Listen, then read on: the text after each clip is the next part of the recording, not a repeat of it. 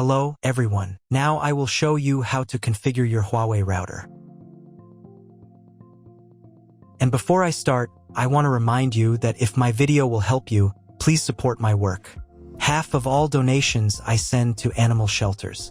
All details are in the description down below. The first step is turning on the router.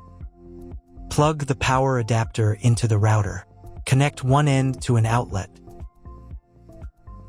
and the other end to the router.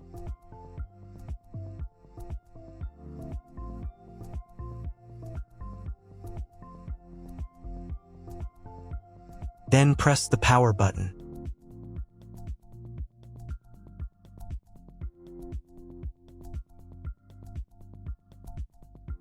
When the router powers on, the indicator will illuminate. It may take a few minutes for it to completely turn on. The next step is to connect the cable from your internet service provider or from your modem to the internet port. This port is often marked as internet and typically has a different color. Each cable should be inserted until it clicks. You now need to reset the router to its original factory settings. Hold down the reset button on the router for 10 seconds.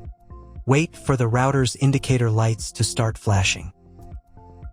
Sometimes, this button is located inside the router casing to prevent accidental presses.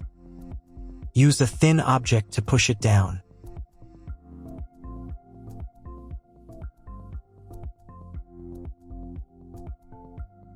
The router will reboot, and all the settings will return to their factory defaults. Plug one end of the Ethernet cable from the router into a LAN port.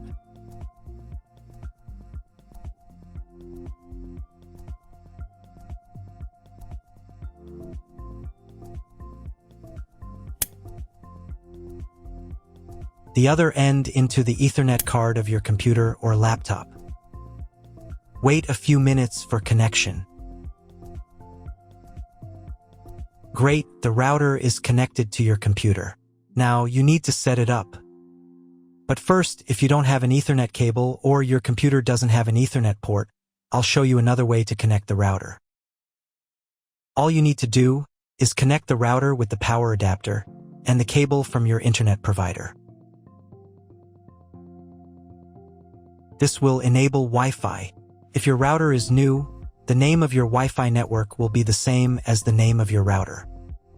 Your router has its own Wi-Fi network name and password that is printed on a label. Connect to it. Great, you've connected to the router. Now let's start setting it up.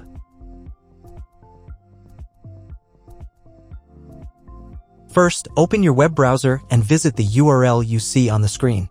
Use the URL bar instead of the search bar.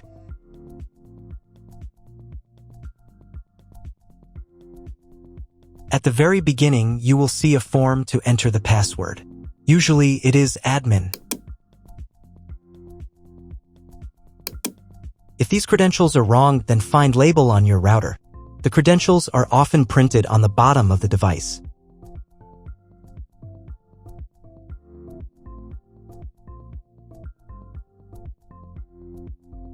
If none of this works, it means that your router has already been configured and someone has changed the login and password.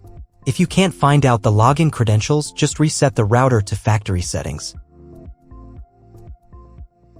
And then log into the router's personal cabinet using the standard credentials. So, first of all, right here you can choose the language for your router settings. I'll leave it as English, but you can set whichever language is most comfortable for you. Next, you need to check this little box to confirm your choice.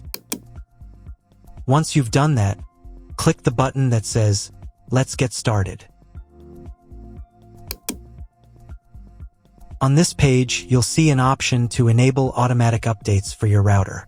Auto update is recommended because it makes sure you always have the most up-to-date features, security patches, and a smoother overall experience. When this option is enabled, the router will automatically install available updates if it's not in use between 3 to 5 a.m.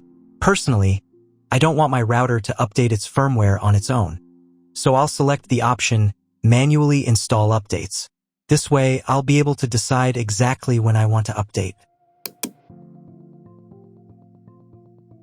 On the next page, you'll need to set your Wi-Fi network name and password. In this field, type in the name of your Wi-Fi network. And in this field, enter the password you'd like to use. You'll also see an option here to create a password for accessing your router settings panel.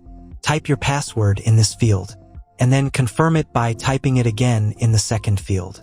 There's also a convenient option to use your Wi-Fi password as the router's admin password. If you'd like to do that, just check this box. Make sure that your password is between 8 and 32 characters long so that it meets the security requirements. Once you've filled everything in, click the next button. On the next page, you'll be asked to select your network mode. In most cases, you don't need to change anything here. Simply click the next button to continue. We're almost done with the setup now. At this stage, the router will restart and apply your new settings. Wait a couple of minutes for the router to fully reboot and start working again. If you are connected to the router via Wi-Fi, you'll now need to reconnect using the updated network name and password you just set. Once you've reconnected, click Next to continue.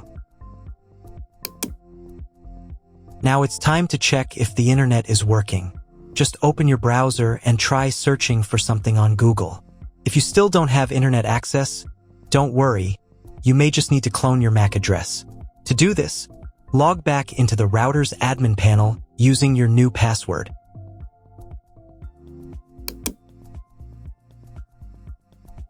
Go to the menu called Connect to Internet.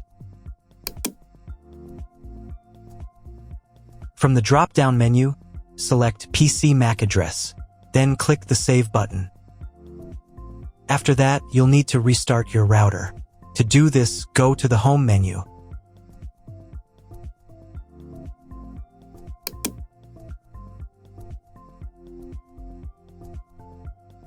And click this button right here. Confirm your choice by clicking OK. Wait a couple of minutes while the router reboots and turns back on completely.